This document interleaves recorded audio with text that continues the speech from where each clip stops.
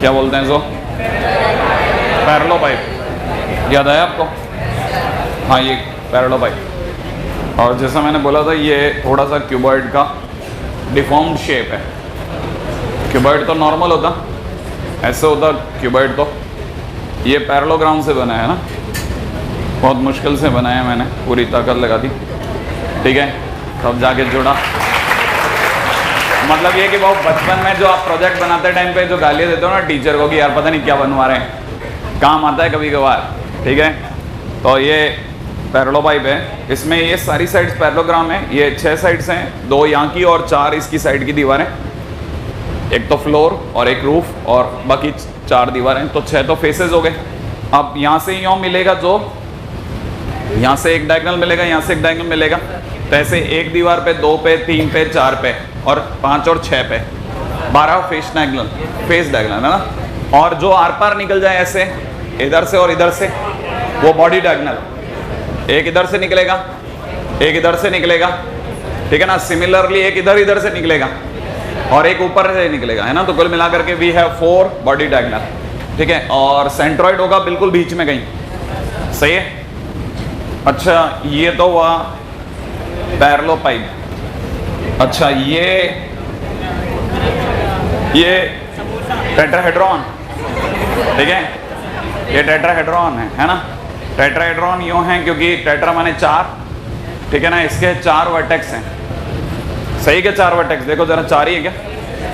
एक तो मेरे हाथ में और 3 यहाँ है ज़मीन पे, तो इसे 4 वर्टेक्स हैं और 4 ही इसकी फेसेस हैं। हर फेस जो है वो, अगर क्योंकि हम लोग जिस तरह के टेट्राहेड्रॉन में बात करते हैं वो रेगुलर टेट्राहेड्रॉन होता है, तो वरना अपन जो क्वेश्चन करेंगे उनमें रेगुलर नहीं होता, ध्यान रखना। तो ये अगर देखा जाए रेगुलर है तो अभी तो 60 मान लेते हैं। तो ये एक ट्रायंगल है, ये एक ट्रायंगल है। तो इस तरह से 4 ट्रायंगल से मिलकर बना हुआ एक प्रिज्म है। याद है ना, वो भी एक प्रिज्म है। याद है ना, वो भी एक प्रिज्म है। प्रिज्म हैविंग पैरेललोग्राम बेस, कल सिखाया था, दिखवाया था ना। वैसे अगर देखा था तो ये भी एक प्रिज्म है, लेकिन अपन तो टेट्राहेड्रॉन नहीं बोले, इसको इज्जत क्यों खराब करें इसकी। तो ये एक ट्रायंगल है, तो इसका सेंट्रॉइड होगा। अरे हर ट्रायंगल का एक सेंट्रॉइड होगा। इसका नाम G1, इसका नाम G2, इसका नाम G3, G4। तो कुल मिलाकर के 4 G1, G2, G3, G4 होगा। सही है। और एक इसका खुद का भी तो सेंट्रॉइड होगा। वो कैसे होगा?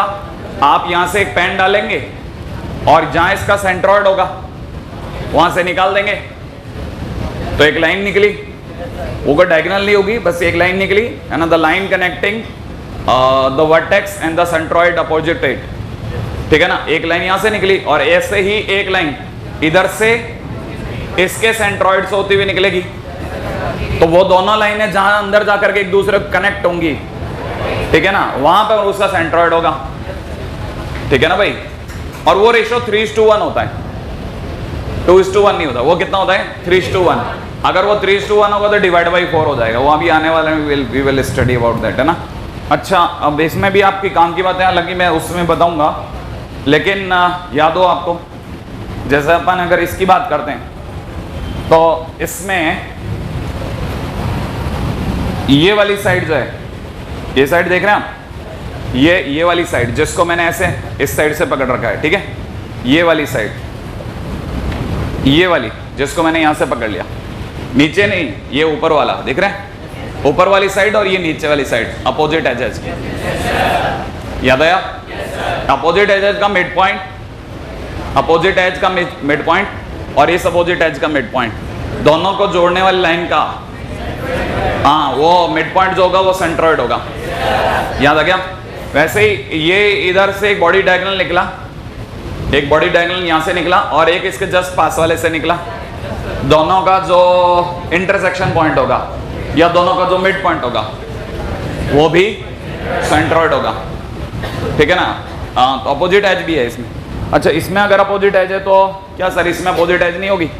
ये वाली साइड, ये वाली साइड, है ना। पहले तो क्या मार्कर हुआ करते थे, तो क्या ब्लैक कर देता था मैं, अब क्या चौक से होगा नहीं, अपन और इसमें रह जाएंगे। तो ये वाली साइड और ये वाली साइड, ये अपोजिट एज हो गई, है ना भाई। जिनको ये बात समझ में नहीं आई, है ना, एक कुछ अलग सा पेन ये देखो, ये दिख रहा है आपको, ये वाला पैंट और नहीं, जिसका लैम्डा भयंकर हो, ठीक है हाँ, ये वाला साइड और ये वाला साइड दिख रहा है आपको, ये दोनों एक दूसरे के लिए अपोजिट एज है, ठीक है ना भाई। अब एक काम करते हैं, ठीक है, ये पिरामिड तो पकड़ ले और अपन ये, हाँ निकल ले, ये दोनों लाइनों को पकड़ लिया अपन है, ठीक है। अब ये दोनों लाइनें ऊपर जाएगी, यहां रोक लो, इसके पैरेलल ये इनफाइनाइट लेंथ की लाइन है, इसके पैरेलल ये इनफाइनाइट लेंथ की लाइन है। ये दोनों लाइनें कभी एक दूसरे को मिलेंगी नहीं मिलेंगी, ठीक है ना। तो these lines are neither parallel nor intersecting, ना तो ये पैरेलल है ना इंटरसेक्टिंग है, क्योंकि नॉर्मली पैरेलल होती है तो एक दूसरे को इंटरसेक्ट नहीं करती है। अब ये पैरेलल भी नहीं और इंटरसेक्ट भी नहीं कर रही, ठीक है ना। These lines are known as skew lines, ये स्क्यू लाइन्स कहलाएंगी, ठीक है ना। अब ये सिर्फ 3D में होती हैं, ठीक है। ये ठीक वैसी है जैसे वो अपने फिल्मों में देखा होगा ना, वो जैसे बाहर वाली मूवीज में दिखाते हैं कि एक रोड के ऊपर से, मतलब एक रोड यूं निकल गया और उसके ऊपर से दूसरी रोड निकल गई, एग्जैक्टली वैसी है। तो हम लोगों के लिए 6 नंबर का क्वेश्चन होता है, the distance between skew lines, the distance between skew lines. ये हमारे लिए एक क्वेश्चन हुआ करेगा, बोर्ड का क्वेश्चन होगा और कंपटीशन में भी उतना ही इफेक्टिव है। वहाँ पे 4 नंबर 6 नंबर का क्वेश्चन होता है, the distance between skew lines. तो स्क्यू लाइन्स का सबसे बेस्ट एग्जांपल होता है opposite edge of the pyramid, pyramid के अपोजिट एज आर, है ना, स्क्यू लाइन्स, ठीक है। अब जब अपने दिमाग से, तो अभी आज के दिन के बाद में पिरामिड भी निकल जाएगा, तो अपन ऐसे याद रखेंगे ना, ये वाला हाथ जो है, ये तो वो व्हाइट कलर का पेन है, ये रेड है ना, ये ऐसे, तो the distance between this and this, ठीक है ना भाई, हाँ ठीक है, हाँ। तो कैसे याद रखेंगे? अच्छा, बहुत सारी चीजें ऐसी है ना जो आपको मतलब कुछ बनाना ही पड़ता है। जैसे हमारे टाइम में हम लोग क्या किया करते थे, जो वो होम लाइट वाली माचिस आती है ना, ठीक है ना, होम लाइट की माचिस देखी आपने, थोड़ी सी लंबी आती है, ठीक है ना।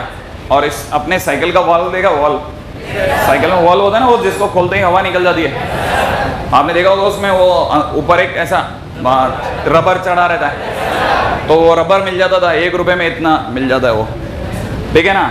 तो ऐसे रबर पहना करके एक दूसरे में, है ना, 2 होम लाइट वाली माचिस से जोड़ लेते थे और उसके ऊपर छेद करके तीसरी जोड़ लेते थे, अटैच हो जाती थी, ठीक है।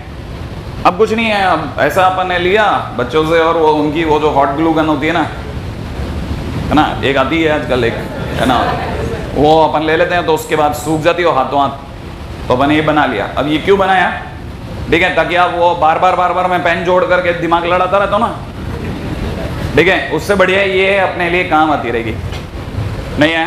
तो ये 90 x axis, y axis, z axis, ठीक है ना। अभी आने वाले टाइम में ही अपने को हो सकता है कभी जरूरत पड़ जाए, तो उसके लिए अपने पास में एक पॉइंट रह गया। तो ये आपने देख तो लिए, दर्शन तो हो ही गए, अभी जरूरत पड़ती है तो अपन इनको उठाते जाएंगे, ठीक है, ठीक है। हालांकि आप लोगों की तो तकदीर भी बहुत अच्छी है, आपको तो सुनने में केमिस्ट्री में के अंदर भी दिखाते हैं, केमिस्ट्री में दिखाते हैं क्या, है ना, हाँ। तो इंटरेस्टिंग है, मतलब ये कि आजकल हर चीज़ अवेलेबल है, ठीक है। मैंने अभी कुछ दिनों पहले एक वीडियो अपलोड करा था, उसमें ये कि बादल फटता है ना, सुनते हैं ना न्यूज़ के अंदर, फलाना तो पूरा गाँव ही गायब हो गया क्योंकि बादल फट गया। अब मेरा दिमाग अलग, बादल भी फट जाता है क्या, ठीक है, बादल कोई कपड़ा थोड़ी ना जो फट जाएगा, हाँ। तो मेरा तो दिमाग खराब हो जाता था, साइंस में हम पढ़ते थे कि वो, है ना, क्लाउड डिसरप्ट हो गया, वो कैसे हो गया ऐसे एकदम से ऑल ऑफ ए सडन। तो अभी मैंने वीडियो में देखा बकायदा, बाई गॉड, मैं तो देखा उसको कि फटने के बाद क्या दूर से कैसे दिख रहा होता है, ठीक है, कि मैं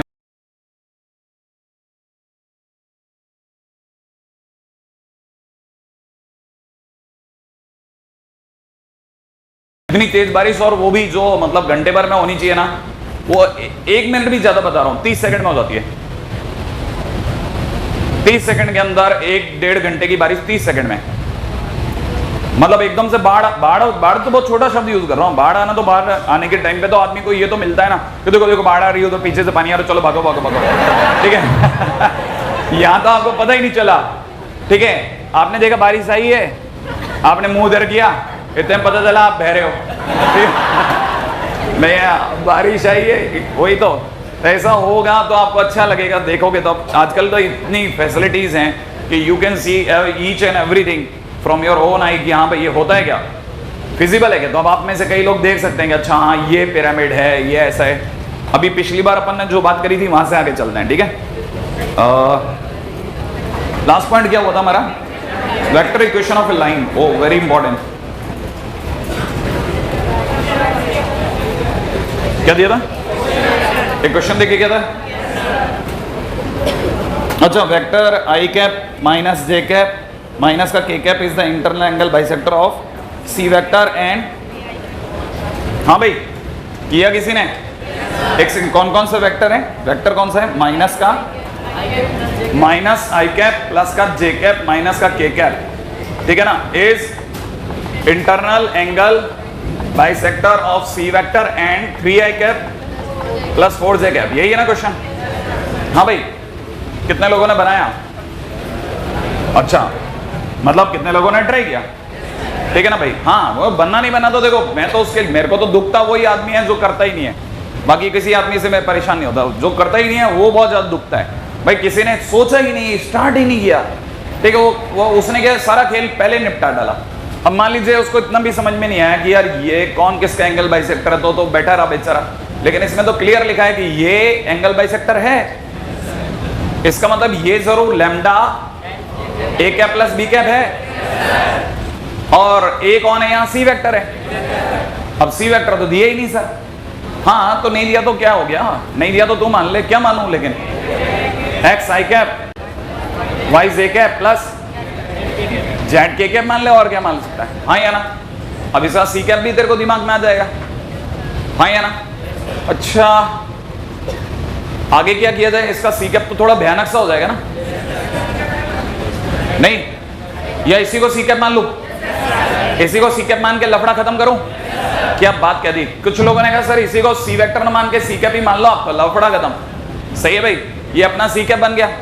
अच्छा, और सी कैप के साथ में इस वाले वेक्टर को अपन कुछ बी कैप मान लें ना, बी वेक्टर मान लेते हैं। तो बी कैप क्या हो गया साहब, अब आ जाओ, b cap is equal to हो जाएगा 3/5 आई कैप 4/5 जे कैप। क्या ये बात सही है। अच्छा, और ये के ही था या जे था, जे है ना।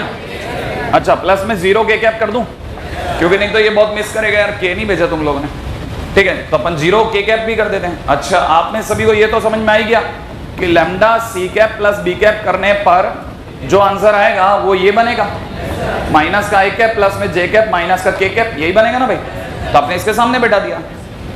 अच्छा, तब तक लैम्डा की जगह लैम्डा, और ये दोनों चीजें जुड़ेंगे तो x प्लस 3/5 आई कैप प्लस में y प्लस 4/5 के कैप, ये बनेगा, और प्लस में कितना z के कैप, यही तो ये बात सही है, हाँ या ना। अच्छा, और सोचते हैं माइनस का आई कैप प्लस जे कैप प्लस के कैप, सही भाई। निकालना क्या था, मैं तो ये भी भूल गया। Find c vector unit vector in the direction of, मैंने अपने को तो यही निकालना है जो मांगा है। अरे यूनिट वेक्टर ही तो है, मैंने अपने को तो यही निकालना है। अच्छा अच्छा अच्छा, रुको रुको रुको रुको, धीरे धीरे चलेंगे ना, मैं तो क्या भूल और जाता हूँ। अच्छा अच्छा, ये माइनस का क्या, आप पहले गलतियों में निकाल रहे हैं दिमाग, मैं तब तक इस पे दिमाग लगा रहा हूँ कि अगर ये दोनों बराबर हैं तो कोफिशिएंट इक्वल होंगे। x प्लस में 3/5 इज इक्वल टू -1, और सोचते हैं y प्लस, कुछ और चेंज करूं क्या। अच्छा, माइनस का लैम्डा, बेहतरीन जा रहे हो, गुड, इज इक्वल टू में, अच्छा 1/λ करूं, ये थोड़ा सा डरा रहा है, चलो आपके लिए कर देता हूं, ठीक है, और सोचेंगे, ठीक है। तब तक एक बार आपकी मर्जी से चलता हूं। इधर इज इक्वल टू में कितना हो गया 1/λ, और क्या इधर से कितना बता रहे हैं आप लोग, z इज इक्वल टू में माइनस का लैम्डा 1/λ, सही है भाई। हाँ साहब, इतनी दूर तक तो मैं सुरक्षित लग रहा हूं अपने आप को, ठीक है ना। आप में से अगर किसी का एतराज नहीं हो तो क्या मैं इसे माइनस का 3/5 माइनस का 1/λ बोल दूं, और y is equal to minus का 4/5 प्लस का 1/λ, और z इक्वल टू तो ये है ही माइनस का 1/λ, और तो कुछ हो ही नहीं सकता। लेकिन आपने मेरे को बताया था कि यहाँ पे जो सी वेक्टर लेना है वो सी वेक्टर ना लेकर के आपने मुझे सी कैप दिलवाया, हाँ या ना? तो मेरे जहां तक दिमाग कहता है सी कैप का मॉड तो 1 होता है, हाँ या ना? और किसी का भी मॉडुलस कैसे निकालते हैं? अंडर में उनका स्क्वायर। तो इसका मतलब ये कि सरकार ने मेरे को दे रखा है √x² + y² + is equal to 1। इसका मतलब इनडायरेक्ट वे में किसी ने मेरे को दे रखा है x² + y² + z² is equal to 1। x की जगह उसकी वैल्यू डाल दूं तो इसका मतलब माइनस का 3/5 माइनस का 1/λ का होल स्क्वायर प्लस में कितना 4/5 माइनस का प्लस में 1/λ का होल स्क्वायर प्लस के अंदर माइनस 1/λ का whole square is equal to 1 कर दूं। क्या ये बात सही है? इसको सॉल्व करने पे मेरे पास में 1/λ या लैम्डा आ जाएगा या नहीं आएगा? आ जाएगा, और लैम्डा की वैल्यू आते ही काम बन जाएगा। हाँ, अब मैं थोड़ा चाह रहा था, मैं एक्चुअल में क्या ना मेरे दिमाग में आ रहा था कि इसको 1/λ की जगह पे अपन कुछ ऐसा कर लेते ना, k मान लेते हैं, जहाँ जहाँ 1/λ वहाँ k मान लेते हैं। नहीं आया समझ में?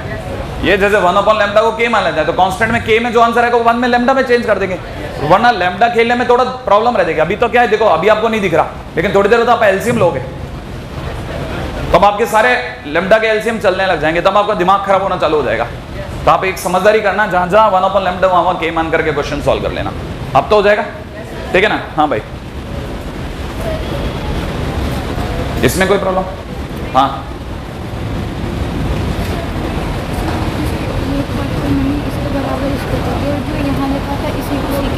बहुत टफ हो जाएगा ना अगर जैसे अपन ने इसको सिंपल मान लिया होता, तो ये इसी के नीचे इसका अंडर रूट आता था।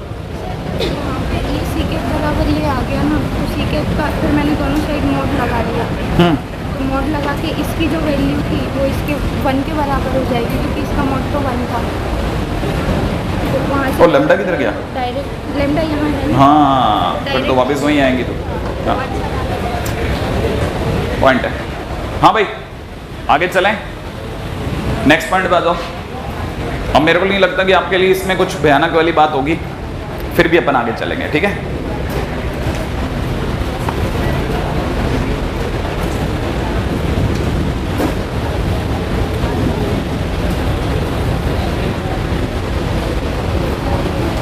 हाँ भाई, नेक्स्ट पॉइंट पे आ जाओ।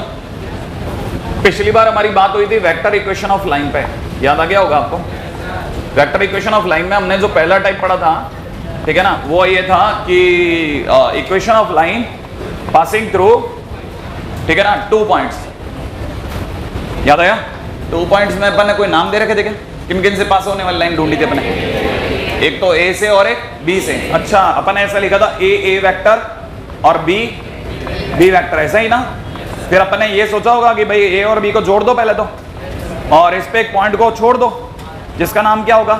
आर। और अपने को पता चल गया था कि ए आर वेक्टर जो है वो पैरेलल है ए बी वेक्टर के, और ए आर अगर ए बी वेक्टर के पैरेलल है तो ए आर का मतलब होता है r minus A vector, and that is parallel to B vector minus A vector, यही होगा।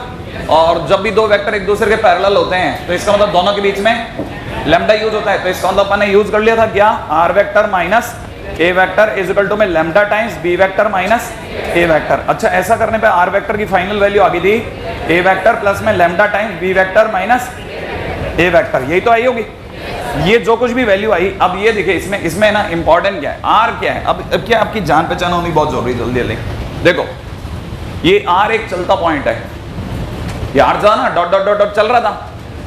आर एक चलता पॉइंट था, क्या था? आर चलता पॉइंट। जो चलता पॉइंट है उसको इंग्लिश में वेरिएबल पॉइंट। इसका मतलब ये कि ये एक्स वाई जेड रख रहा है, जिसके एक्स वाई जेड तीनों वेरिएबल हैं। नहीं है?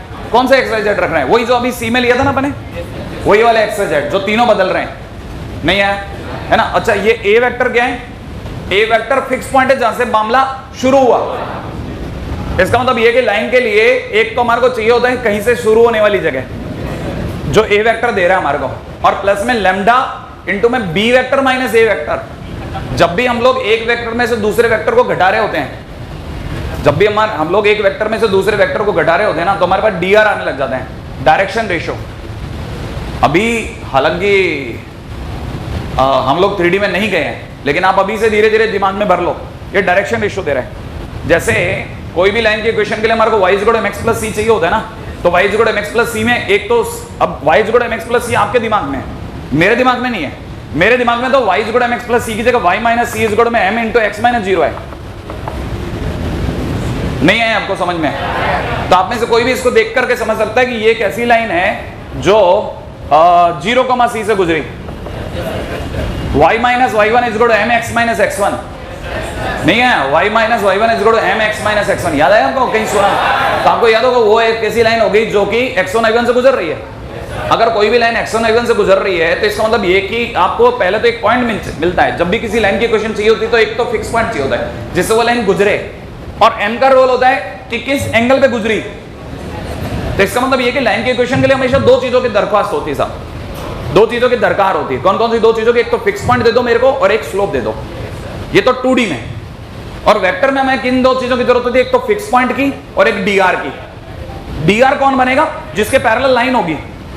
अब यहां पे कोई लाइन, ये वाली लाइन तो सर किसी के पैरेलल नहीं है। नहीं, पैरेलल है, गौर से देखो, ये b माइनस a के पैरेलल है, b माइनस a के पैरेलल है। बच्चा दिमाग लगा कौन कहां पैरेलल है यार? कोइंसिडेंट भी तो पैरेलल होती है, कोइंसिडेंट भी तो पैरेलल होती है। माने एक के ऊपर एक लाइन चल रही है, AR कहां चला? AB पे तो चला नहीं है। हाँ, तो हम लोग वेक्टर की दुनिया में हमेशा दो चीजों की फिक्स करेंगे। कौन कौन सी? एक तो फिक्स पॉइंट चाहिएगा हमारे को, फिक्स पॉइंट जहां से वो लाइन गुजरे, और ये dr बनाएगा। याद रखना अभी से ही, इसको दिमाग में भरना चालू कर दो। डायरेक्शन रेशियो ये बिल्कुल वैसे ही काम करेगा जैसे 2D में हमारा m करता है। 2D में हमारा m करता है। अभी मैं क्या हल्की बातें करूंगा धीरे धीरे, ताकि आप इसको लाइटली ले लो। फिर आने वाले टाइम में तो अपन dr बोलेंगे डायरेक्ट, ठीक है ना? डायरेक्शन रेशियो की जरूरत होगी और एक हमारे को जरूरत होगी फिक्स पॉइंट की। एनीवे, जिनको ये दो बातें समझ में आ गई, ठीक है, उनको कुछ ऐड नहीं करना, पिछले वाले से सिर्फ ये दो बातें लिखनी है और आगे चलना है। Coming to the next point.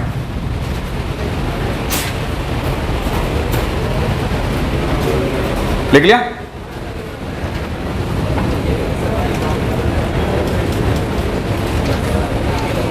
हाँ भाई,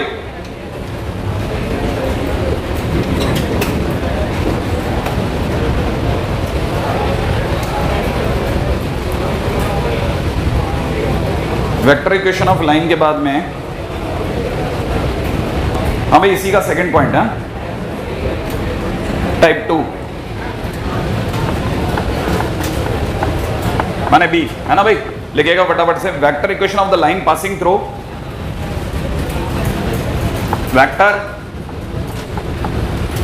equation of the line passing through fix point A vector and parallel to B vector, parallel to B vector, ठीक है? Parallel to B vector. अब इसको सुनो, ये तो और भी आसान हो जाएगा। क्यों? क्योंकि इस बार तो इसने सामने होके बोल दिया कि लाइन इसके पैरेलल है। मैंने कहा था अभी आपको कि हमारे को दो चीजों की जरूरत होगी, एक तो फिक्स पॉइंट दे दे और एक dr दे दे। dr मतलब किसके पैरेलल चली? तो देखिए साहब, ये कोई बी वेक्टर है, ये कोई बी वेक्टर है जिसने कहा मैं तो यहां खड़ा हूं भाई, ऐसा जा रहा है। अपना फिक्स पॉइंट यहां है जिसका नाम क्या है? ए वेक्टर, सही है? ए से एक ऐसी लाइन चाहिए जो इसके पैरेलल बन जाए। तो ए से एक ऐसी लाइन जो इसके पैरेलल बने, वो ऐसी होगी, है ना? लेकिन ऐसी लाइन मैंने तो खटखट खींच दी, सामने वाला तो कैसे चला था? सामने वाला तो डॉट डॉट डॉट डॉट चला, और वो हर बार इस तरह से प्रोग्राम होकर चल रहा है कि वो गलती से भी ऐसे पाथ से ना भटके जो इसके पैरेलल ना हो।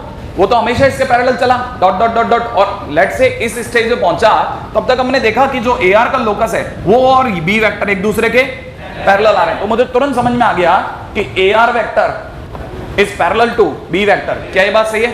और AR वेक्टर बोले तो R माइनस A वेक्टर, सही है भाई, is parallel to B vector. इसका मतलब R minus A vector is equal to में कितना? Lambda vector. इसका मतलब R vector is equal to कितना हो गया? A vector plus, exactly. और ये लाइन की इक्वेशन तैयार हो गई। अब आप मेरे को बता दो, इसमें मेरे को समझाओ, R कौन है? चलता पॉइंट, वेरिएबल पॉइंट, सही है ना भाई? A कौन है? B कौन है?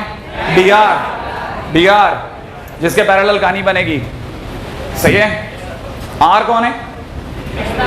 वेरिएबल पॉइंट, XYZ देगा, सही है? अच्छा, अब थोड़ा सा अगर आप बोले तो मैं थोड़ा सा 3D में हल्का सा एंटर कर सकता हूं, ठीक है ना? अब जरा जिनको हल्का सा 3D समझने में आ जाए उनके लिए बढ़िया। आर अपने आप में, ठीक है, इसी को अपन 3D के टच में ले रहे हैं। आर अपने आप में लिख रखा है एक्स आई कैप प्लस में वाई जे कैप प्लस में जेड के कैप, राइट है। अच्छा ऐसे भी नहीं समझे तो अपन एक काम करते हैं ना, वही वाला डायग्राम बनाता हूं। ये ए है, ठीक है, इसका नाम अपन ने क्या रखा था, ए वेक्टर, सही है। अगर ये A1 वेक्टर है तो इसका नाम, ए वेक्टर का नाम है A1 i cap plus A2 J cap plus A3 k cap. क्या ये बात समझ में आती है? इसीलिए इसके कोऑर्डिनेट हैं A1 A2 A3। क्या अभी पकड़ में आई बात? ठीक है, इसी पे एक चलता चलता पॉइंट है जिसका नाम है R, सही है, और R का नाम है X, Y, Z। क्या आप ये समझ सकते हैं? इसका मतलब एक्स आई कैप प्लस वाई जे कैप प्लस, इतनी दूर तक समझ में आया? अच्छा, और ये किसके पैरेलल है? B वेक्टर के, ठीक है ना। B वेक्टर ने अपने बारे में बताया कि मैं कौन हूं, B1 B2 B3। उम्मीद है आप समझ गए, B1 आई कैप प्लस B2 जे कैप प्लस B3 के कैप, हाँ या ना। अब आपने इसके आगे ये समझ लिया कि इस लाइन की इक्वेशन का नाम है R vector is equal to A vector plus lambda B vector. ये बात समझ में आई? मैंने हाथों हाथ R वेक्टर की जगह लिख लिया एक्स आई कैप प्लस में वाई जे कैप प्लस में जेड के कैप, लिख दो इज इक्वल टू में यहां मैंने लिख लिया, ठीक है, आपके लिए लिख रहा हूं ऐसे A1 i cap plus A2 J cap plus A3 k cap, सही है भाई, प्लस में लैम्डा इनटू में ब्रैकेट के अंदर कितना B1 आई कैप प्लस में B2 जे कैप प्लस B3 के कैप। यहां तक समझ में आया? सही है। ये आई कैप जे कैप वाले फड़फड़ाने लगे, हमारे को उधर जाने दे भाई। हमने कहा जाओ, अगर ये दोनों उधर चले जाते हैं तो दुनिया को दिखा x minus A1 i cap y minus A2 plus में z minus A3 k cap. क्या ये बात समझ में आई? इस इक्वल टू में लैम्डा इनटू में कितना B1 आई कैप प्लस में B2 प्लस में B3। यहां तक पकड़ में आ रही है बात? क्या ये बात समझ में आई? अब जब मैं कंपैरिजन करूंगा तो आई कैप का आई कैप के साथ, के कैप का के कैप के साथ, और जेड कैप का, सॉरी, के कैप का के कैप के साथ, हाँ या ना। आई कैप का आई कैप के साथ, जे कैप का जे कैप के साथ, के कैप का के कैप। तो जिस दिन मैंने कंपैरिजन किया उस दिन मेरे को पता चला x minus A1 is equal to lambda B1, हाँ या ना। उसी तरह से मेरे को समझ में आया x माइनस ये, sorry, y minus A2 is equal to B2 lambda B2, बराबर है ना भाई। उसी तरह से तीसरे वाले को देखो जरा, z माइनस A3 बराबर लैम्डा B3, बराबर है नहीं है? क्या बता सकते हैं पहले से लैम्डा की वैल्यू क्या है? x minus A1 divide by, और इससे लैम्डा की value y minus A2 divide by is equal to में z minus A3 divide by B3। क्या तीनों लैम्डा है कि नहीं? तो तीनों बराबर होंगे, और तीनों अगर बराबर होंगे तो जो x y z में जो equation I, now it is equation of straight line in 3D। ये equation of straight line in 3D हो गई। क्या आप ये बात समझे? Equation of straight line in 3D हो गई, ठीक है। अब जिनको ये बात समझ में आई कि इतनी दूर जाके इक्वेशन ऑफ आई, वो ऐसे सोचो, देखो x वेरिएबल, ठीक है, y variable, z variable, A1 A2 A3 कौन? जिससे लाइन पास हुई, जिससे लाइन पास हुई। अच्छा, B1 B2 B3 कौन? जिसके पैरेलल थी। तो मान लीजिए किसी ने मेरे को कहा कि फाइंड इक्वेशन ऑफ लाइन, क्या? Find equation of line passing through, find equation of line passing through a मतलब यहां दे दिया आई कैप, ऐसे समझो 1 माइनस 2 3। समझ में आया? कोई समझ सकता है इसको? पढ़ सकता है क्या? I cap minus 2j cap plus 3k cap. Find equation of the line passing through this point, है ना भाई। And parallel to B vector. B vector के लिए अगला बोल रहा है, जैसे किसी ने दे दिया 0 5 7, समझ गया आप? इसका मतलब 5j cap plus 7k cap, ठीक है। तो मेरी तरफ से इक्वेशन ऑफ लाइन हो जाएगी x माइनस खाली जगह, y माइनस खाली जगह, z माइनस खाली जगह। सोच लिया? ऊपर भरा जाएगा फिक्स पॉइंट जिससे लाइन गुजरी, तो किससे गुजरी? 1 से, +2 से और -3 से, नहीं आया? अच्छा, और नीचे की तरफ भरा जाएगा 0 5 और 7। ये कोई डिवाइड नहीं है, रेशियो है, पढ़ा रहने देना इसको, नहीं आया समझ में? हाँ, तो ये अपने आप में लाइन की इक्वेशन हो गई इन टर्म्स ऑफ 3D। ये तो किसी ने मेरे को से किस में आंसर मंगवा लिया? 3D में। अगर यही मेरे से किसी ने कहा होता कि नहीं सर आप तो वेक्टर में बताते, ज्यादा बढ़िया रहता, तो इसी की वेक्टर इक्वेशन क्या होती? इसी की वेक्टर इक्वेशन इसी को देख के बोलेंगे हम, अब ऊपर नहीं देखेंगे। जो फिक्स पॉइंट है इनको देख करके पहले R vector is equal to A vector plus lambda B vector, याद है ना इक्वेशन ऑफ लाइन। तो ए वेक्टर की जगह ऊपर ऊपर वाला भर देना, देखो यहां पे ऐसे लिखूंगा 1, इसको +2 को देख करके -2, फिर +3 प्लस लैम्डा इनटू, ठीक है, नीचे वाला 057। उम्मीद है आप थोड़ा थोड़ा पकड़े। ये आपकी equation of line in vector है और ये equation of line in 3D है। इतना क्लोज कनेक्टिविटी है, इसीलिए लोग कहते हैं कि जिसको वेक्टर आता है उसको काफी हद तक 3D आ जाता है।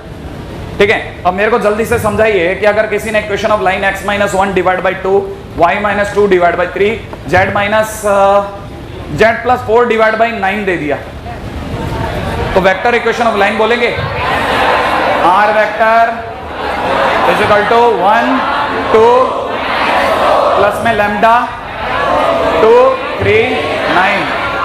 आगे कहानी, ये कहानी यहां तक पकड़ में आती है आपको?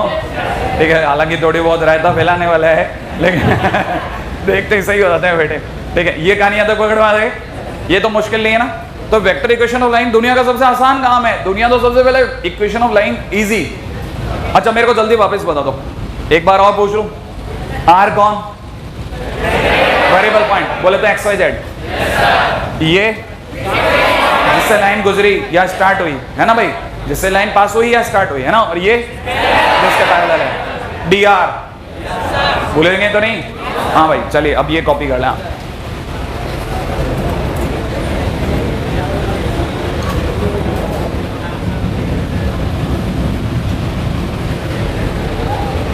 जिन लोगों ने लिख लिया है ना, अब इसमें आपको इसलिए थोड़ा सा फुर्ती दिखानी पड़ेगी क्योंकि मैं इंपॉर्टेंट रिमार्क लिखवाऊंगा और ये मैं लिखूंगा नहीं लिखवाऊंगा, तो इसलिए आपको थोड़ा फास्ट होना चाहिए ना। हाँ भाई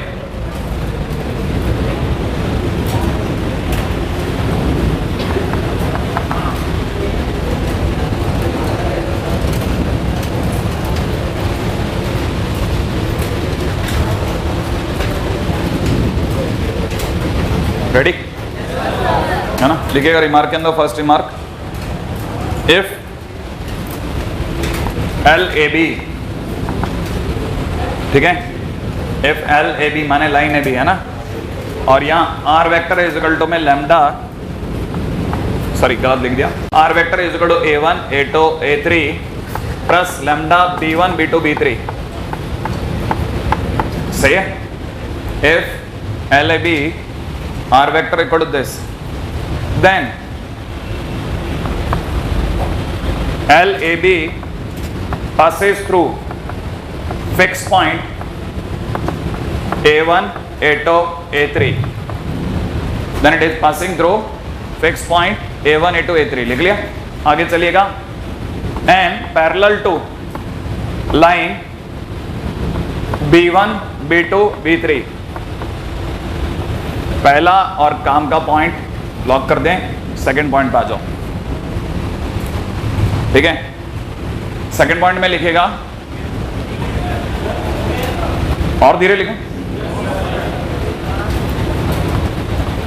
parametric equation of the line, parametric equation of the line लिख लिया। Line AB is parametric equation of the line AB is, ठीक है,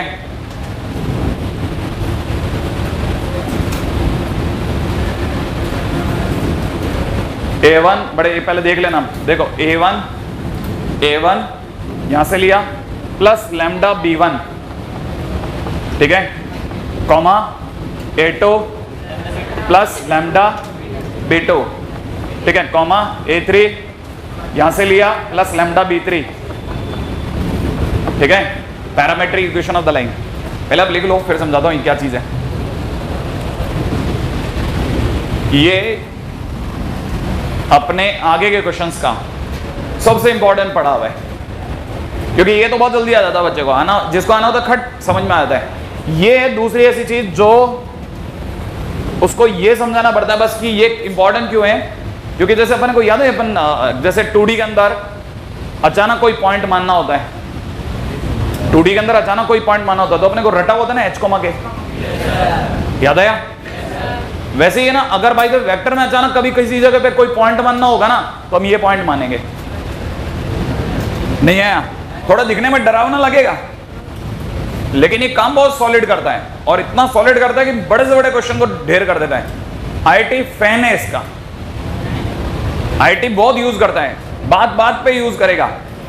हर बात में वो ऐसा क्वेश्चन बनाता ही है कि पैरामीट्रिक इक्वेशन का आपको एक पॉइंट मानना पड़ जाए कि मान लो दो लाइनें कहाँ इंटरसेक्ट हुई, हमको क्या पता कहाँ इंटरसेक्ट हुई। हम ऐसा नहीं कहेंगे हमें नहीं पता, हम कहेंगे हमें पता है a1 plus lambda b1 comma a2 comma plus में lambda b2 comma a3 plus lambda b3 पे इंटरसेक्ट हुई होंगी पक्का। वो कहेगा बहुत बड़े बच्चा, आ जाओ इधर, ठीक है? नहीं आया बात समझ में? हाँ, तो आपको तुरंत पता होना चाहिए parametric equation of the line में ये कोई पैरामीट्रिक कुछ नहीं है। आप तो सीधे समझ लो कि it is simply a point which has to be assumed. कभी भी कोई पॉइंट अज्यूम करना है ना, जैसे ये इसके अंदर कोई भी पॉइंट अज्यूम करना है तो ये, अब ये पधारा कहां से वो बता देता हूं आपको, ठीक है ना? ये इस बदमाश बच्चे ने दिया है, नहीं याद आया? वही x minus a1 upon b1, याद आया? y minus a2 upon b2 is equal to में z minus a3 upon b3 is equal to lambda था। अपन तो लैम्डा लिखा ही नहीं था, लेकिन मैं अगर आपसे पूछूं बताओ x की वैल्यू क्या होगी, तो आप ये दोनों को तो हटा दोगे, ये बराबर लैम्डा रखोगे तो x की वैल्यू क्या निकली? तो a1 प्लस लैम्डा b1 आई कि नहीं आई? y की वैल्यू क्या आई? और आप एक सेकंड, x y z क्या था? चलता पॉइंट जो कहीं पे भी मिल जाएगा, याद आया? तो ये पूरी लाइन पर जो आपने अगर by the way line A B बोल दी, ये वाली लाइन बोल दी, तो इस लाइन पे कहीं पे भी बैठने को तैयार है बंदा, क्योंकि एक्स वाई जेड की वैल्यू है। लॉक करता जाऊं, है ना? तो इसलिए आप ये समझ लेना कि ये सब चीजें आ कहां से रही हैं, क्या हो रहा है। अगला पॉइंट लिखिएगा, पॉइंट नंबर सेकंड, ठीक है? अब ये डायरेक्ट क्वेश्चन है, वही true false, point number third, ठीक है? ट्रू फॉल्स टाइप के चीजें लिखिएगा। Two lines in a plane, two lines in a plane are either intersecting or parallel. Two lines in a plane are either intersecting or parallel. Or ठीक है? Two lines in a plane are either intersecting or parallel. ठीक है? Conversely, two intersecting lines. Conversely, two intersecting lines or parallel lines. Conversely, two intersecting lines or parallel lines are always in a plane. Are always in a plane. Bracket में coplanar. Conversely, two parallel lines. Sorry. Conversely, two intersecting lines or parallel lines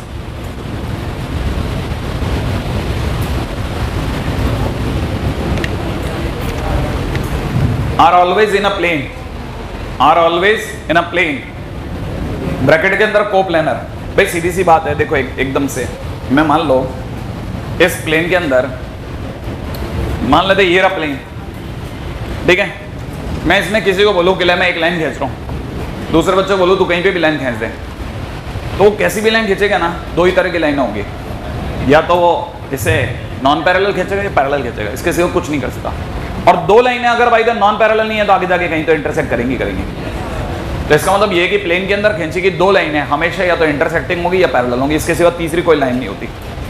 और उल्टी बात भी अगर बोली जाए कि अगर दो लाइनें पैरेलल हैं तो हमेशा एक प्लेन में होंगी।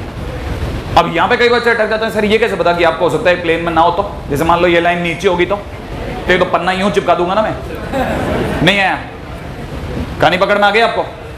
क्योंकि अपने को तो पेपर चिपकाना है, प्लेन मैंने क्या है? पेपर, ठीक है? अगर भाई एक हार्डबोर्ड पे मैं ऐसे कभी दिखा सकता हूँ तो गलत क्या है? अच्छा मान लो सर अगर लाइनें ये होती तो, ऐसे होती तो, मैंने कहा अगर देख सुन, अगर ये इंटरसेक्टिंग है, पहले तो पक्का कर तू इंटरसेक्टिंग है या पैरेलल है, ठीक है? अब तू कह रहा है ऐसे है, ऐसे का मतलब तो हमारी दुनिया में याद है स्क्यू लाइन से, सही है ना? हाँ, क्योंकि ये ना तो पैरेलल में आ रहा है ना इंटरसेक्टिंग में, और the lines those who are not parallel nor intersecting are skew lines.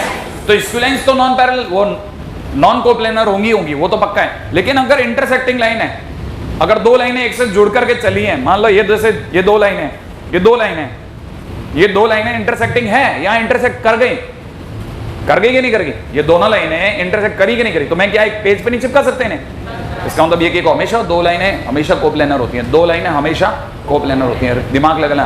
तीन लाइनें हो भी सकती हैं और नहीं भी, हाँ हम गारंटी नहीं लेते, लेकिन दो की तो गारंटी है, ठीक है ना भाई? अच्छा दो लाइनें या तो पैरेलल होंगी या इंटरसेक्टिंग, याद रख लेना, ये छोटी छोटी बातें हैं। हाँ अभी सही, पॉइंट नंबर 4 पे आ जाओ, पॉइंट नंबर 4 फटाफट से आइएगा। If lines are parallel If lines are parallel and having a common point, if lines are parallel and having a common point, if lines are parallel and having a common point, then they are coincident. Then they are coincident. देख लिया? Point number 5 पे आइएगा. If lines are parallel and having a common point, then they are coincident. Point number 5. Lines neither parallel nor intersecting. Lines neither parallel nor intersecting are called skew lines.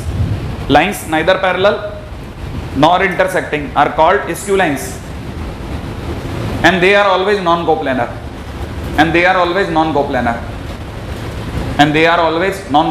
इसको वापस डब्बा पहना देना है ना, ये इंपॉर्टेंट है. ठीक है, एक से रुको पहनाने से पहले रुको है ना. They are always non coplanar. और इसके नीचे एग्जांपल में डाल देना. कोई एग्जांपल है अपने पास में स्क्यू लाइंस का? अपोजिट एज लिखिएगा. Opposite edges of tetrahedron. Opposite edges of tetrahedron are skew lines. डब्बा पहना देना. Opposite edges of tetrahedron are skew lines. डब्बा पहना दीजिएगा. ठीक है. हाँ भाई, अगले पॉइंट पे आ जाओ फटाफट से. Find the nature of, question लिखेगा. Find the nature of lines. Find the nature of lines and also find their point of intersection if exist. ठीक है ना भाई? ठीक है. अब पहली लाइन के नाम लिखेगा L1, ऐसे L1 फिर कॉलन, L1 फिर कॉलन लिखने के बाद में लिखेगा R vector is equal to में 1 -1 -10 प्लस में लैम्डा 2 - 3 8. सही भाई. और L2 के नाम पे लिखेगा R vector is equal to में 4 - 3 -1 प्लस म्यू 1 - 4 1. सही है. 1 - 4 1.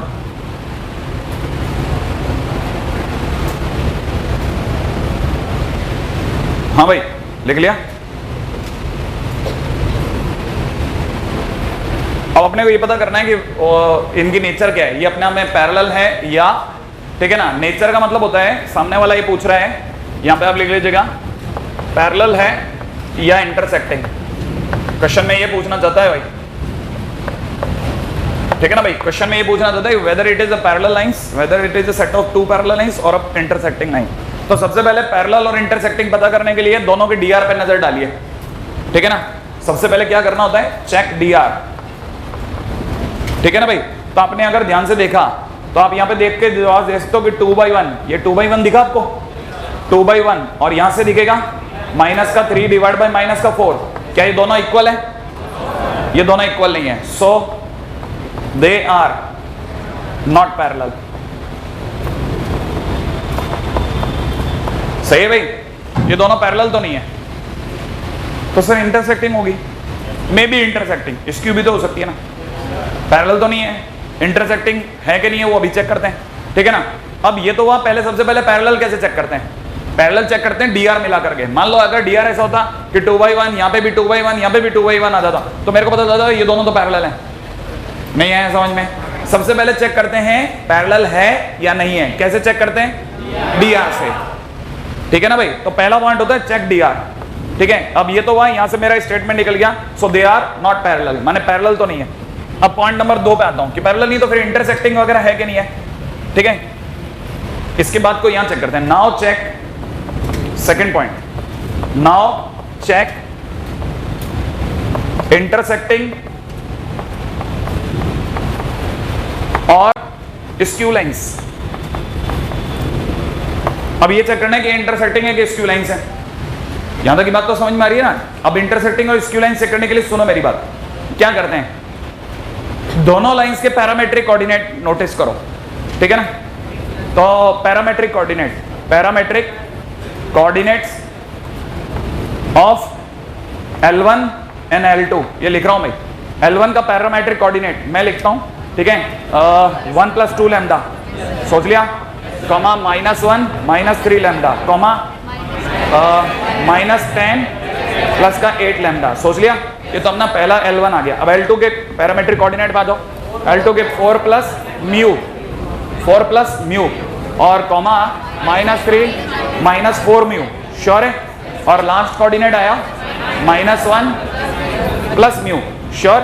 मैंने L1 L2 के पैरामेट्रिक कोऑर्डिनेट लिख लिए। लिखने के बाद में अब क्या करना है, मेरे को पता नहीं है ना कि ये दोनों इंटरसेक्टिंग है कि नहीं है, तो मैं आपको पहले नियत समझा देता हूँ कि भाई दिमाग में क्या चल रहा है।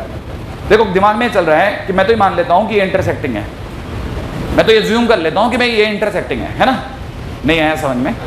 अब ये इंटरसेक्टिंग है। इंटरसेक्टिंग होने का मतलब ये है कि इस L1 पर, ये जो L1 है ना, इसको नाम अपन L1 रख देते हैं, इसका नाम L2। इस L1 पर एक पॉइंट ऐसा जिसे मैं जानता हूं, जो मेरे कहने पर आप जहां बोलोगे वहां पे खड़ा हो जाएगा। तो ये L1 पे ये पॉइंट है, इसको मैंने कहा तू चल बेटा इधर आ जा, ये A पे आकर के रुक गया। क्या आप ये बात समझते हैं? क्योंकि पैरामेट्रिक कोऑर्डिनेट तो XYZ है, याद है मैंने अभी सीखा था आपको, ये XYZ है, ये तो कहीं पे भी रुक जाएगा। तो इसने यहाँ पे ये यहाँ के रुक गया, तो इसके कोऑर्डिनेट ये आ रहे। उधर से मैंने L2 के नाम पे भी बोला, मैंने L2 पे भी अपने को एक पॉइंट पता है, तो L2 पे भी एक चलता हुआ पॉइंट था, वो ये रहा।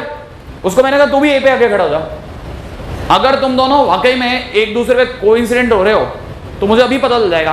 कैसे पता चल जाएगा? मैं तुरंत चेक कर लेता हूँ कि अगर बाय द वे दोनों का X सेम है, दोनों का Y सेम है और दोनों का Z सेम है, तो इसका मतलब ये कि दोनों एक ही जगह खड़े हैं। अब मैं दिखाता हूँ आपको, बकायदा थोड़ी देर रुकना है ना भाई। कैसे? देखो दोनों के X को कंपेयर करता हूँ, कंपेयरिंग X Y Z। देखो साहब, इसका X ये रहा, इसका X ये रहा। तो मैंने कहा कि 1 plus 2 lambda is equal to कितना? 4 प्लस म्यू। सही है? इक्वल बैठा दिया मैंने कहा आमने सामने बैठो अभी पता चलेगा। दूसरे वाले को उठाया, -1 माइनस का 3 लैम्डा इज इक्वल टू में कितना? -3 माइनस का 4 म्यू। सोच लिया। पास वाले को बैठाया, -10 प्लस का 8 लैम्डा इज इक्वल टू में कितना बना? -1 प्लस म्यू। सोच लिया, is equal to -1 plus mu. बराबर तो नहीं? अच्छा, अब सुनने की बात क्या है, अब क्या करना है, मैं इन दोनों को सॉल्व करता हूं। मेरे को यहां से पता चला 2 lambda plus mu is equal to 3, 2 lambda minus mu is equal to 3। हाँ या ना? अच्छा, इन दोनों को सॉल्व करो। इन दोनों को सॉल्व करने पर माइनस का 3 लैम्डा प्लस का 4 mu is equal to minus का 2। सोच लो, इसमें तो कोई गलत नहीं। अब मैं क्या करता हूं, ये मेरे को ये पता चल गया, मैंने इसको यहां से इधर से कॉपी करा, ठीक है, और इसको यहां से कॉपी करते टाइम पे 4 टाइम्स से मल्टीप्लाई कर दिया। 4 से मल्टीप्लाई करते ये बन गया 8 लैम्डा माइनस का 4 म्यू इज इक्वल टू 12। ठीक है ना भाई? इसके नीचे इसको कॉपी करा, माइनस का 3 लैम्डा प्लस का 4 म्यू इज इक्वल टू कितना? माइनस का 2। और दोनों को सॉल्व कर लिया। सॉल्व करते कैंसिल आउट हो गया। इधर की तरफ बचा माइनस का प्लस का 5 लैम्डा इज इक्वल टू 10। तो लैम्डा की वैल्यू कितनी आ गई?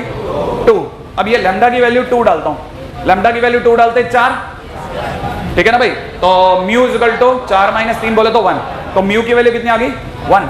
अब ये इन दोनों को सॉल्व करके लैम्डा और म्यू ये इसने दिया, मिला। अगर ये तीसरे पे भी सेटिस्फाई हो गया तो इसका मतलब सबको सेटिस्फाई हो गया। नहीं है, माने लैम्डा और म्यू का एक ऐसा सेट है जिसपे ये भी बराबर है, ये भी बराबर है और ये भी बराबर है।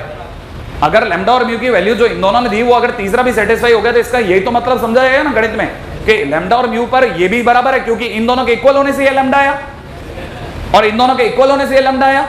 तो लैम्डा और म्यू का जो सेट ये दोनों दे रहे हैं वो तीसरे को भी मंजूर है। इसका मतलब ये कि लैम्डा और म्यू के ऐसे सेट पर ये भी दोनों बराबर, माने इसका x और इसका x बर मिला, उसका y और उसका y मिला और उसका z और उसका z मिला। नहीं आया समझ में? और तीनों अगर एक ही जगह आकर के मिल गए इसका मतलब दोनों लाइनें इंटरसेक्टिंग थी। नहीं तो कैसा है, एक ही x इसको भी खुश कर रहा है और उसे भी खुश कर रहा है, एक ही y इधर भी और इधर भी। पॉइंट समझ में आया? तो अपने को यहां से ये समझ में आता है कि लैम्डा और म्यू अब इसे सेटिस्फाई कर रहा है कि नहीं कर रहा। देखो जरा, एक मिनट जरा रख लेते हैं। -10 प्लस में कितना? 8। लैम्डा की जगह कितना रखना है? 16। श्योर है? और -1 प्लस म्यू की जगह कितना रखना है? 1। श्योर? तो ये क्या 6 बराबर में 0 सेटिस्फाई नहीं कर रहा। तो कहने का मतलब ये कि लाइंस आर स्क्यू लाइंस। क्या आप ये बात पकड़ गए? Lines are skew lines. अब पहले एक मिनट, अपना आंसर आखिरी बार जवाब देने से पहले एक बार और, तब तक आप कॉपी करोगे, ठीक है? तब तक मैं एक बार और चेक कर लेता हूं कहीं हमसे कोई प्लस माइनस की मिस्टेक ना हो गई हो। ठीक है, आप कॉपी करना चालू करें। ठीक है,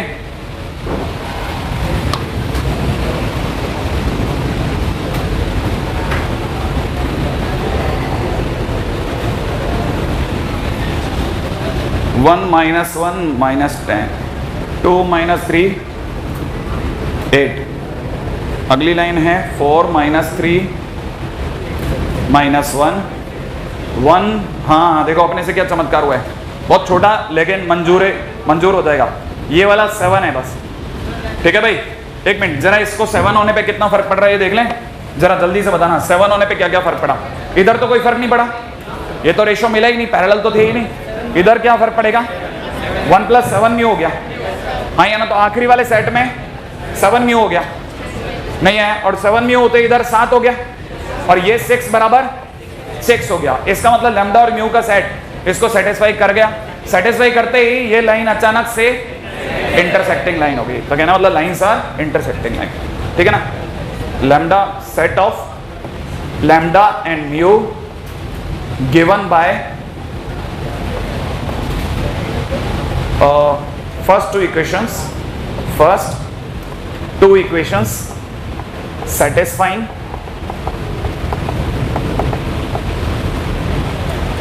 third set implies lines are intersecting, ठीक है, implies lines are intersecting।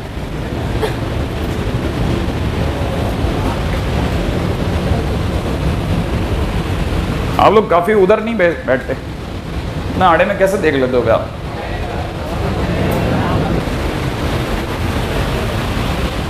ये आपको नेचर निकालना आया क्या, 2 लाइंस के लिए नेचर निकालना आया या नहीं आया। मेरे को जब तक आप में से जो भी फ्री होते जा रहे हैं कॉपी भी करते करते, मुझे ये बता दीजिए सबसे पहले क्या चेक करते हैं, पैरेलल या नॉन पैरेलल। हाँ DR सही बोले आप, हाँ या ना। अगर मान लो पैरेलल हो जाती तो मैं पैरेलल बोल के निकल जाता, नहीं निकलता, फिर भी पॉइंट ऑफ इंटरसेक्शन निकालता। कल को मान लो पैरेलल है और पॉइंट ऑफ इंटरसेक्शन भी सेम आ गया तो कोइंसिडेंट निकल जाएगी।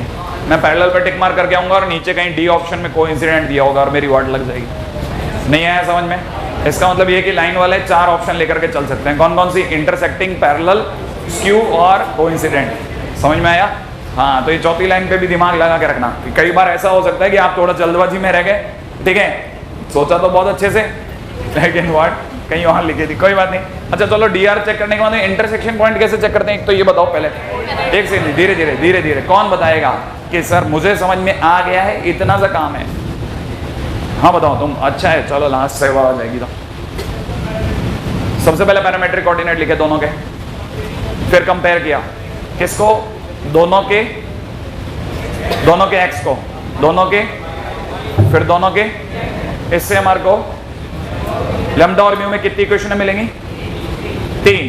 3 सेट मिलेंगे। फिर उनमें से कोई 2 को सॉल्व करके लैम्डा और म्यू की वैल्यू निकाल करके तीसरे को अगर सेटिस्फाई कर गया तो, नहीं तो स्क्यू, ठीक है। थैंक यू, चलिए बढ़िया, ये आपने अच्छा काम कर दिया मेरे लिए, है ना, कि अब आपने एक और टॉपिक पे बढ़त ले लिया। आगे बढ़े।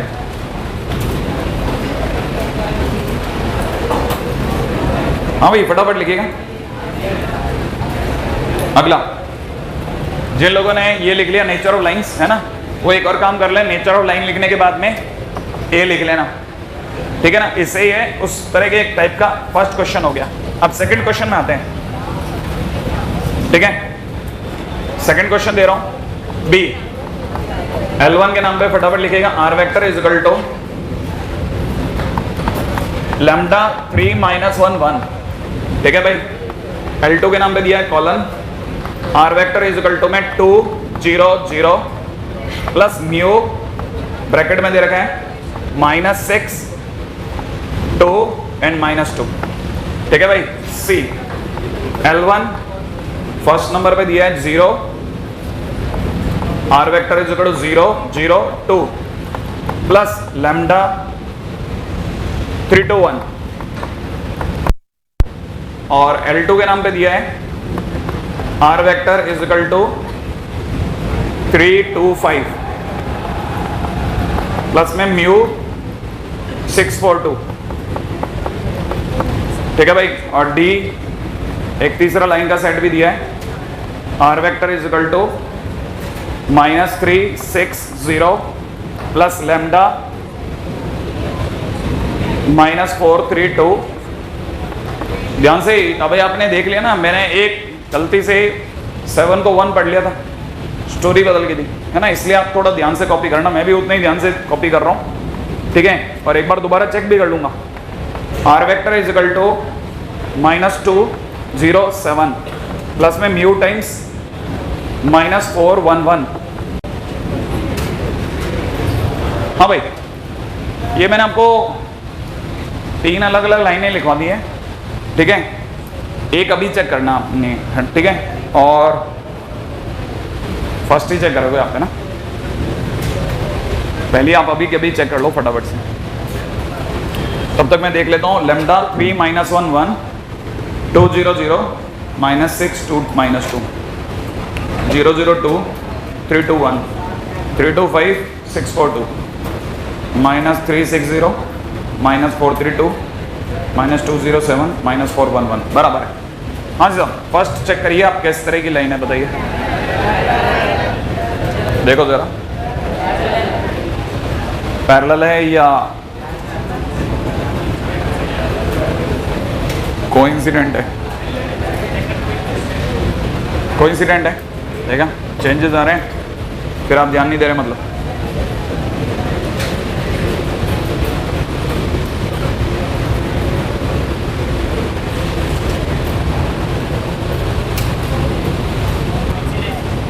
कोइंसिडेंट है पहली या सेकंड?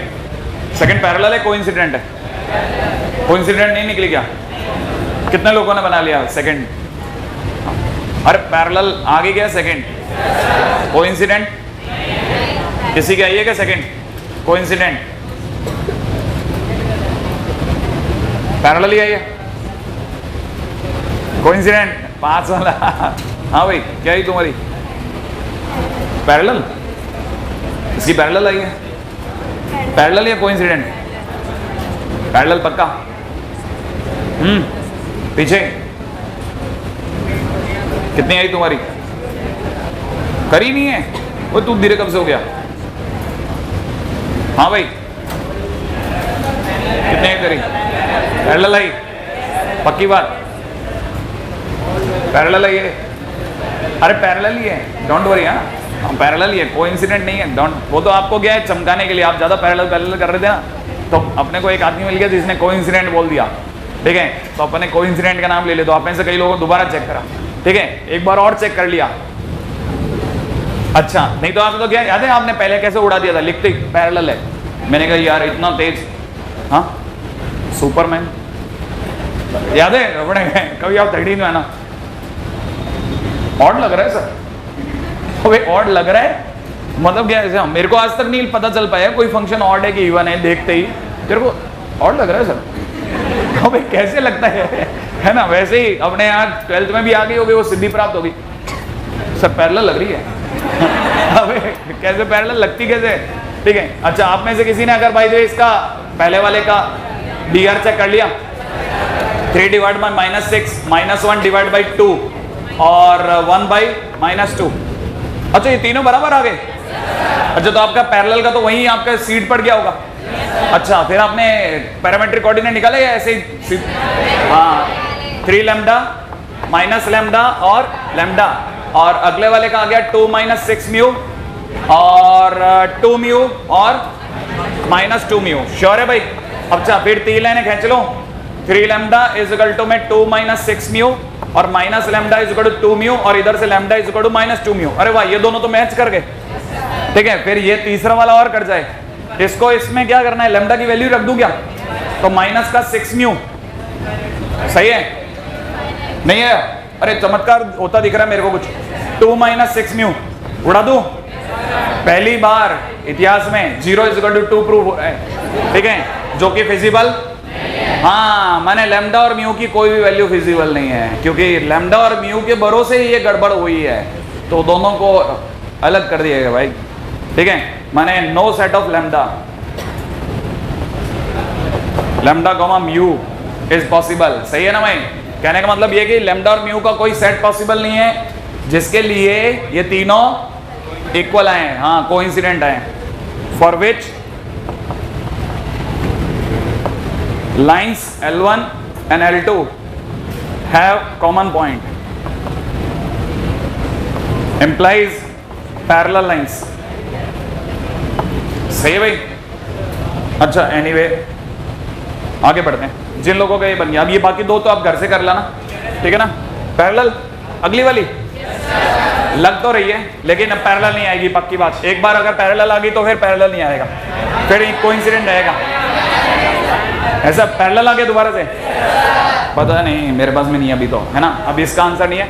हाँ भाई, ये दो ऐसी चीजें हैं जो अब मैं आगे आपको बताने वाला हूं। इनका वेक्टर के क्वेश्चंस में भरपूर उपयोग है, लेकिन वेक्टर का इससे कोई लेना देना नहीं है, ठीक है? ये एक्चुअल में ओलंपियाड के लिए पढ़ाई जाने वाली चीजें थी किसी टाइम पे, और फिर बाद में उसे वेक्टर में इन्वॉल्व कर लिया गया, क्योंकि हम लोग वेक्टर के दौरान क्वेश्चंस करते हैं रेशो के, ठीक है? और अब इनका यूज हम लोग मैथ्स में कहीं भी कर डालते हैं, इवन बात वेक्टर में करते हैं, लेकिन बात छेड़ते छेड़ते हमारी 2D में भी चली जाती है, ठीक है ना? तो आपको बस सिर्फ दो ऐसी पॉइंट्स को लिख के रखना है, ठीक है? दिमाग नहीं लगानी। पहला नाम है सिवास थ्योरम। हाँ, उम्मीद है आप में से कईयों को ध्यान होगा, किसी टाइम पे मैंने आपको एक बात बताई थी, सिवास लाइंस। नहीं, डिटरमिनेंट के दौरान नहीं बताई थी, मैंने आपको बताई थी और एसओटी के दौरान मैंने कहा था कि है ना, बहुत सारी लाइनें ऐसी नहीं है जो ट्रायंगल में इंटरसेक्टिंग हो। जैसे 3 मीडियन हुआ है, तीनों मीडियन इंटरसेक्टिंग है, तीनों ऑल्टीट्यूड इंटरसेक्टिंग है, तीनों एंगल बाइसेक्टर इंटरसेक्टिंग है। लेकिन ऐसा नहीं है कि अब आप मर्जी है जिसको चिपका दो कि सब इंटरसेक्ट करेंगे, नहीं करेंगे। मुश्किल से 6 या 7 हैं, इसलिए तो रटाया जाता है कि इन पे तो ध्यान दे लो, 6 या 7 ही तो हैं, ठीक है? तो वैसे ही है सिवास लाइंस, है ना? अब सिवास लाइंस के कारण बनी सिवास थ्योरम। आप तो दिमाग इस पे लगाओ, सिवास थ्योरम का बेस डालिए फटाफट से।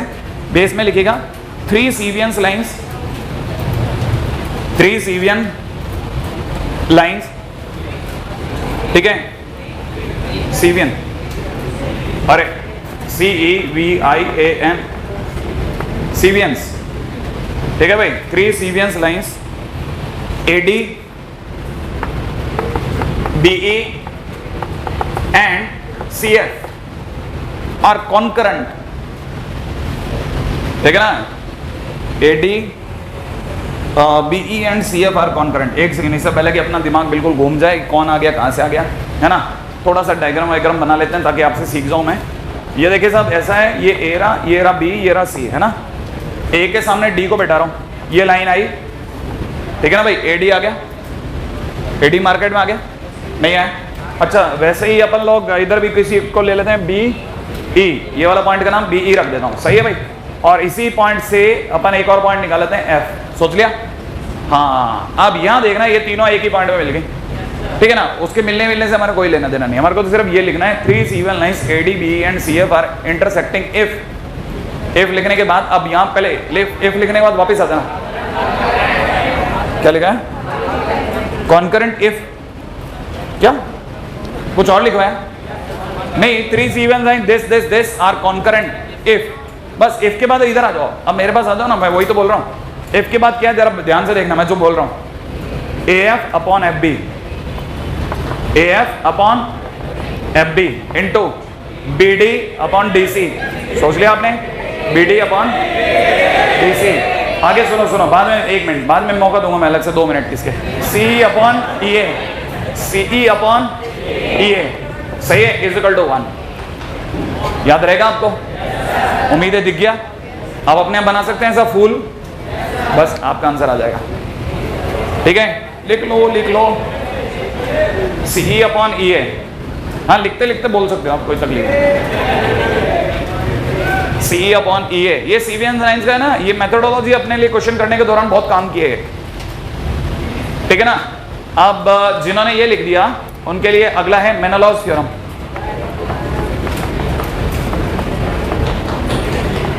मेनलॉज थ्योरम,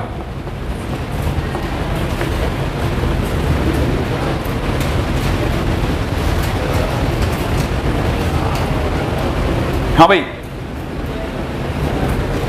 जिन्होंने थ्योरम का नाम लिख लिया उसके नीचे टाइटल में लिख देना अगली थ्योरम में मेनलॉज थ्योरम, और उसके नीचे लिखिएगा let 3 points F DE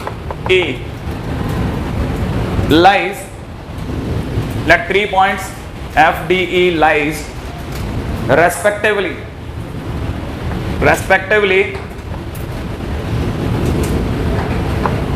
on sides AB,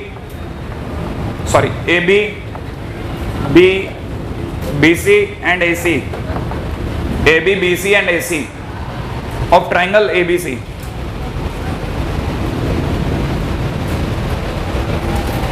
Let 3 points lies respectively on the sides AB, BC and AC of the triangle ABC, then their points,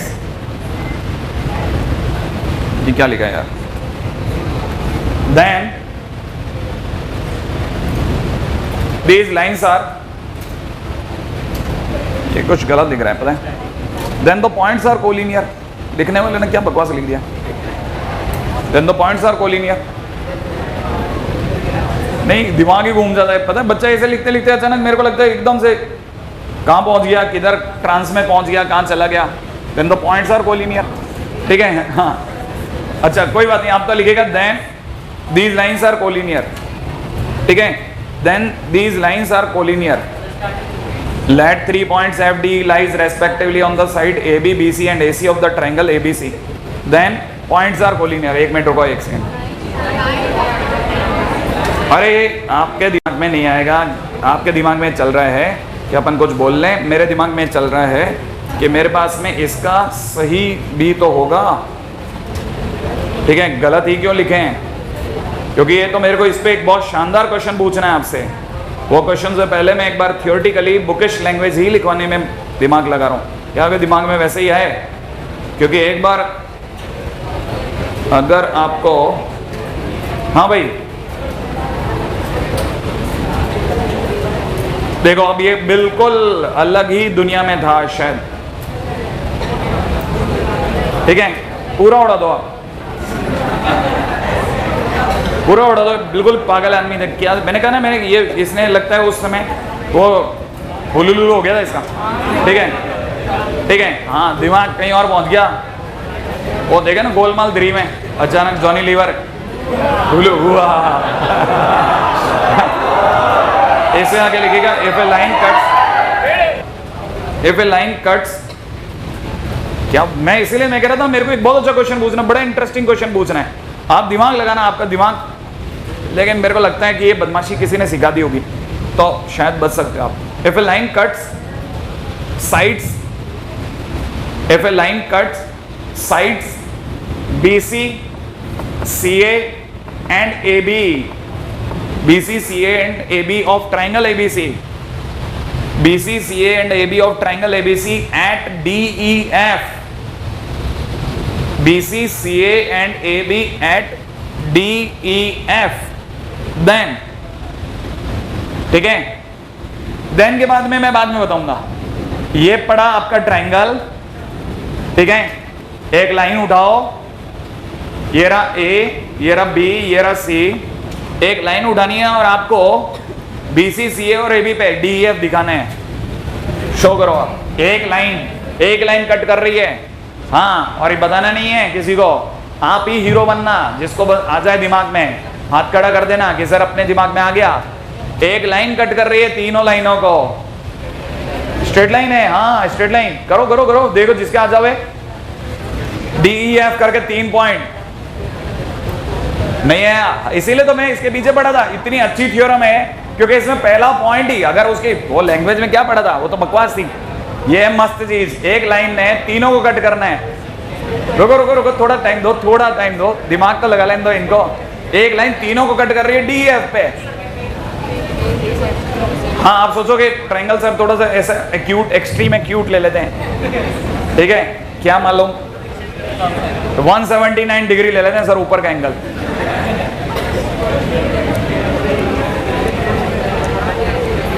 हाँ भाई किसी के दिमाग में आया, एक मिनट रुको रुको रुको, पहला, हाँ सबसे लास्ट कॉर्नर, एक स्ट्रेट लाइन, हाँ एक्सटेंड कर लेंगे, नहीं है समझ में, अगर देखा जाए तो ये लाइन को आप एक्सटेंड करो, कौन मना कर रहा है भाई,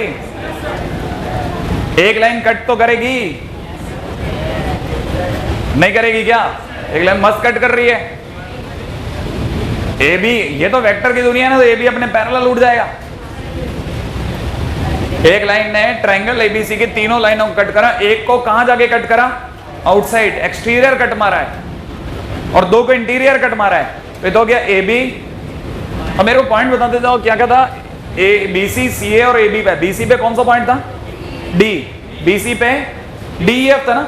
हाँ, तो दिस पॉइंट इज डी, और सी ए पे ई, सही भाई, और इस पर एफ। हाँ साहब, अब वापस समझना, सिवास थ्योरम चालू हो गई। सुनो, ये वाला पॉइंट है ना, ये एक्सटीरियर है। अगर ये बीच में होता तो अपन चलते थे A F upon F B, नहीं याद आया? अब अपन चलेंगे A F upon F B, याद है? चटाई मुड़ी हुई, नहीं याद आया? अब की बार लिख रहा हूं वही ए एफ, आप तो वही समझोगे, A F upon F B. अभी भी नहीं आया? A F upon F B, फिर B D upon D C, B D upon D C, into में CE upon E A, CE upon E A, और इजिकल टू में 1 होने के बजाय कारण बोलो, एक एक्सटर्नल डिवीजन है, आगे का नहीं। तो ये हुआ मेनलॉस थ्योरम, है ना? मैं तभी तो कह रहा था इसकी थ्योरम बहुत शानदार है। इसकी बुकिश लैंग्वेज के मैं इसीलिए पीछे पड़ रहा था कि अगर भाई तो आपको दिख गया तो आप में से कई लोगों का दिमाग चल पड़ेगा कि यार गजब चीज है। तो अब ये जिन्होंने लिख लिया, मुश्किल से 2 मिनट और लूंगा, ठीक है? आपका एक क्वेश्चन इस पे हो जाए।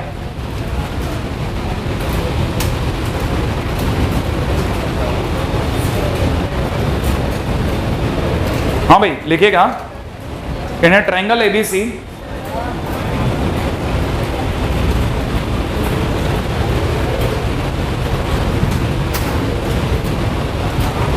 देख लिया?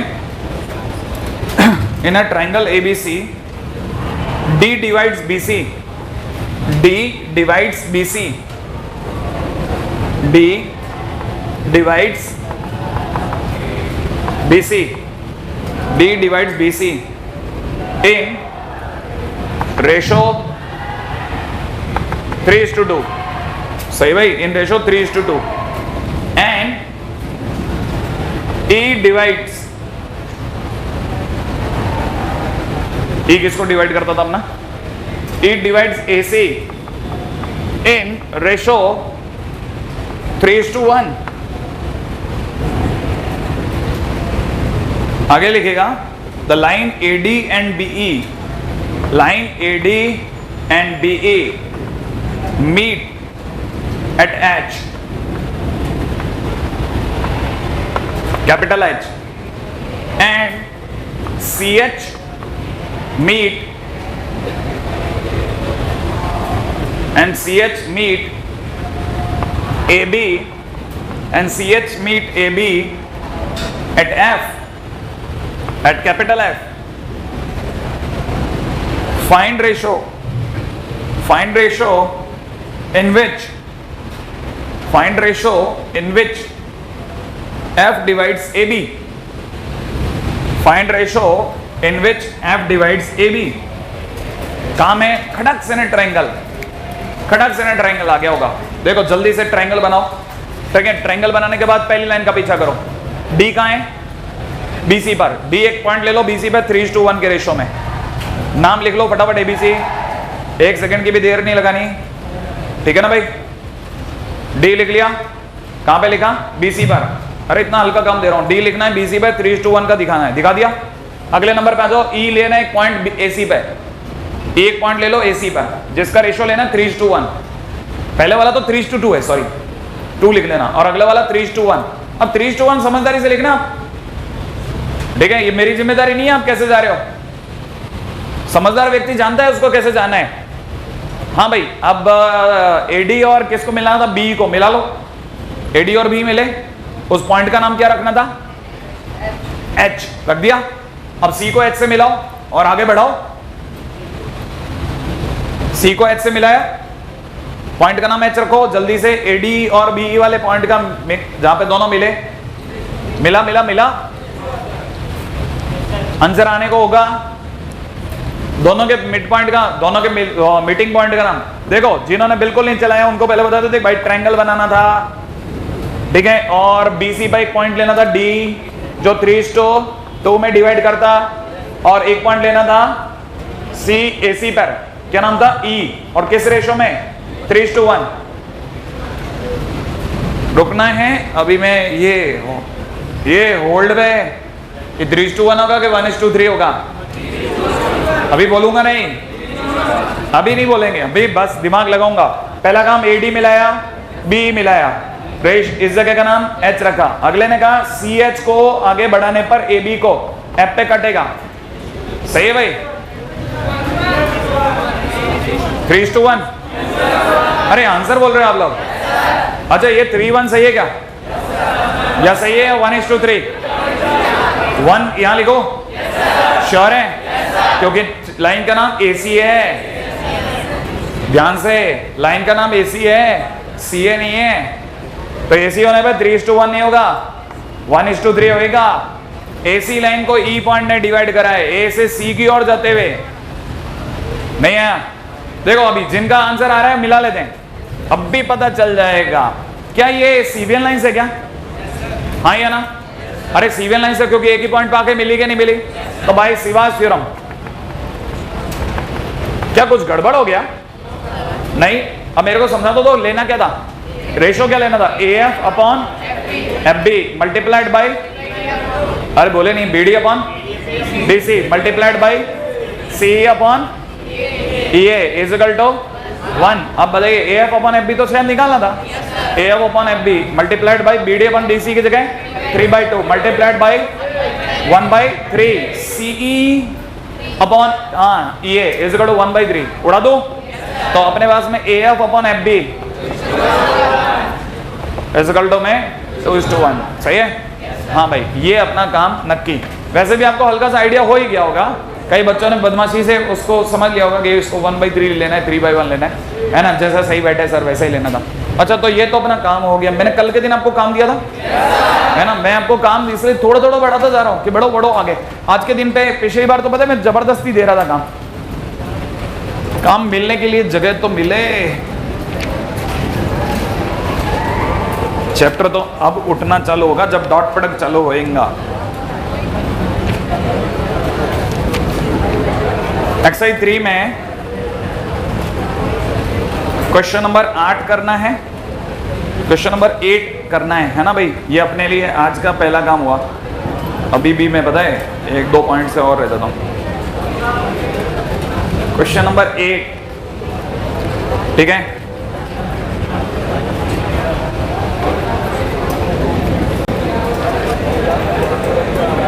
आज सिर्फ क्वेश्चन नंबर 8 ही करके आइएगा, उसी के अंदर 1 2 3 सब कर लाना, ठीक है।